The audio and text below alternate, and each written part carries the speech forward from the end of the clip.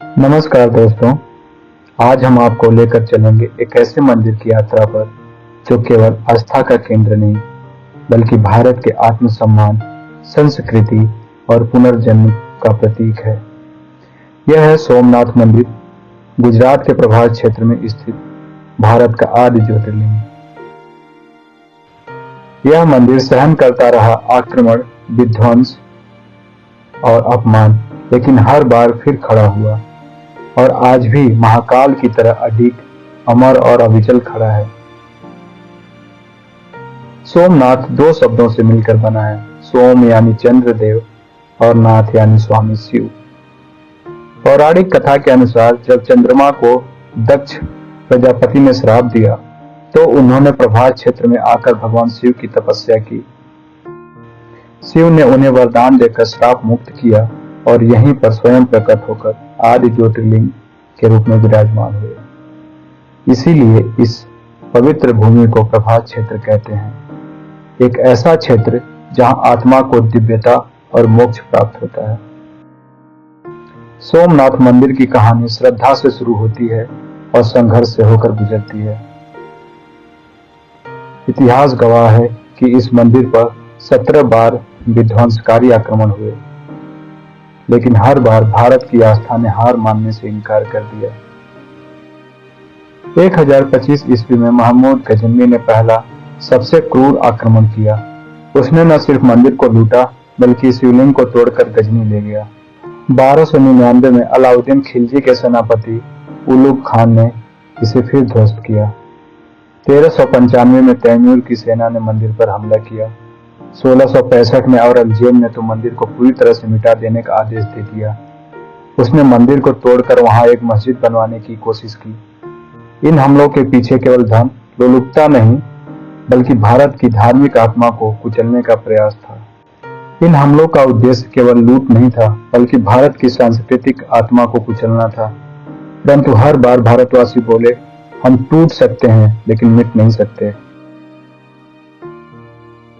हर विध्वंस के बाद कोई न कोई श्रद्धालु शक्ति इस मंदिर को फिर से खड़ा करने के लिए आगे आया। 1777 में मराठा साम्राज्य की महारानी अहिल्याबाई होलकर ने सोमनाथ के शिवलिंग की पुनः प्रतिष्ठा करवाई और तीर्थयात्रियों के लिए सुविधाएं बनवाई। लेकिन सच्चा पुनर्जन्म आया 1947 के बाद, जब भारत स्वतंत्र हुआ। सरदार वल्लभ भाई पटेल ने सोमनाथ मंदिर के पुनर्निर्माण का ऐतिहासिक निर्णय लिया। उन्होंने कहा, हमें केवल ईंट पत्थर का मंदिर नहीं बनाना, हमें भारत के आत्मबल को पुनर्जीवित करना है। 1950 में कार्य शुरू हुआ और 11 मई 1951 को राष्ट्रपति डॉक्टर राजेंद्र प्रसाद ने मंदिर की प्राण प्रतिष्ठा की। उन्होंने कहा, इतिहास हमें सिखाता है कि श्रद्धा को कितनी बार भी कुचला जाए वह फिर खड़ी होती है। आज का मंदिर चालुक्य वास्तुशैली में बना है, बिना किसी लोहे के कील के। हर पत्थर, हर नक्काशी, हर शिखर में कला और श्रद्धा समाहित है। गर्भगृह में स्थित स्वयंभू शिवलिंग, ऐसा माना जाता है कि यह शिवलिंग धरती से स्वतः प्रकट हुआ और यही इसे आदि ज्योतिर्लिंग बनाता है। मंदिर के सामने समुद्र से एक अद्भुत रेखा निकलती है, त्रिशूल रेखा, जिसके बारे में कहा जाता है कि 5000 किलोमीटर तक इस दिशा में कोई भूभाग नहीं है, केवल समुद्र और फिर दक्षिण ध्रुव। यह दर्शाता है कि प्राचीन भारत का ज्ञान विज्ञान से भरा हुआ था। यह वही क्षेत्र है जहां भगवान श्री कृष्ण ने अपने अवतार का अंत किया। यहाँ पर बाढ़ के माध्यम से उनका देहावसान हुआ, जिसे भील जरा ने मार दिया था। महाभारत युद्ध के बाद पांडवों ने भी यहाँ आकर तप किया। यह क्षेत्र तीनों लोकों से ऊपर माना जाता है, जहां आत्मा को परम शांति और मोक्ष की प्राप्ति होती है। अगर आप सोमनाथ आए तो शाम को होने वाला लेजर शो देखना बिल्कुल न भूलें। यह शो आपको इतिहास की गहराइयों में ले जाता है, रोशनी और ध्वनि के जरिए। शो की आवाज में अमिताभ बच्चन का नरेशन होता है, जो मंदिर की गौरव गाथा को भावनात्मक रूप से सुनाते हैं। 3D प्रोजेक्शन और म्यूजिक के साथ आप देख सकते हैं महमूद गजनवी का हमला, अहिल्याबाई का पुनर्निर्माण और सरदार पटेल का संकल्प। समुद्र की लहरें और मंदिर की पृष्ठभूमि इसे दिव्य और रोमांचक अनुभव बना देती है। यह शो केवल मनोरंजन नहीं बल्कि एक आध्यात्मिक पुनर्स्मरण है। श्री सोमनाथ ट्रस्ट, जिसकी स्थापना सरदार पटेल और कन्हैया लाल मुंशी जैसे महान नेताओं ने की थी, आज मंदिर की देखरेख करता है। ट्रस्ट श्रद्धालुओं के लिए सुविधाजनक और स्वच्छ अतिथि गृह चलाता है। लीलावती अतिथि गृह, समुद्र के सामने स्थित एसी नॉन एसी सुविधाएं, सागर दर्शन जिसकी खिड़की से आपको समुद्र और मंदिर दोनों दिखाई पड़ते हैं। हम लोग भी इसी गेस्ट हाउस में रुके हुए थे।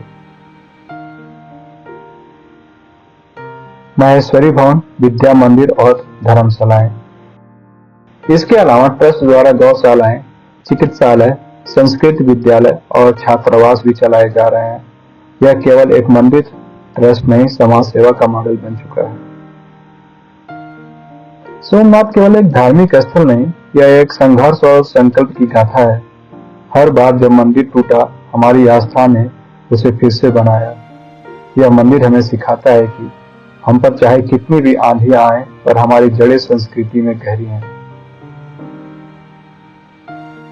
सोमनाथ मंदिर भारत के संवेदनात्मक एकता का उदाहरण है, जहां कला, भक्ति, इतिहास, विज्ञान और समाज सेवा सब एक साथ जीते हैं। अगर आपने अभी तक सोमनाथ नहीं देखा, तो यह केवल एक यात्रा नहीं, अपने अतीत से जुड़ने और आत्मा को छूने का अनुभव होगा। सोमनाथ में शिव स्वयं कहते हैं, मैं नहीं टूटता, मैं काल से परे हूँ। हर हर महादेव, जय सोमनाथ, जय भारत।